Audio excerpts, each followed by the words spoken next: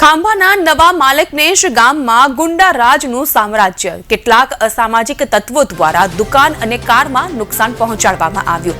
લુખ્ખા તત્વોએ લોખંડની પાઇપો સાથે અહીં રોફ જમાવ્યો, તીક્ષ્ણ હથિયારો બતાવીને ગાળો આપીને નુકસાન પણ કર્યું છે। વ્યક્તિને જાનથી મારી દેવાની ધમકી આપવામાં આવી છે। દુકાન અને કારને નુકસાન પહોંચાડ્યું છે ત્યારે આ સમગ્ર મામલો હવે પહોંચ્યો છે ખાંભા પોલીસ સ્ટેશને। જયંતિભાઈ, તમારું નામ? સોલંકી મનોજ જયંતિભાઈ। જયંતિભાઈ, હું બનાવ બન્યો અહીંયા તમારી દુકાને?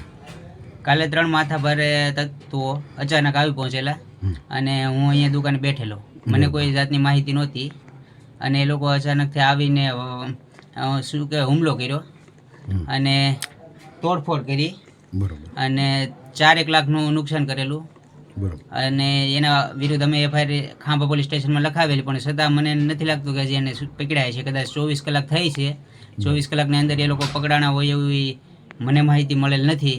બરોબર, તમને પછી શું કહે ધમકી મારી? શું કર્યું? ક્યારે 4 વ્હીલ તોડી નાખી, ડેલો તોડી? કેસ ના કરવા માટે એને ધમકી મારેલી કે કેસ કરતા નહીં, એ રીતના ધમકી આપીને ગયેલા। નહીંતર હું તમને જોઈ લઈશ એમ। બરોબર છે, હા બરોબર। તમારે પછી 4 વ્હીલની તોડફોડ કરી અને 4 વ્હીલમાં 1 લાખ ઉપરનું નુકસાન કરેલું, તેમજ દુકાનમાં 3 લાખનું નુકસાન કરેલું। બરોબર, અને ડેલો?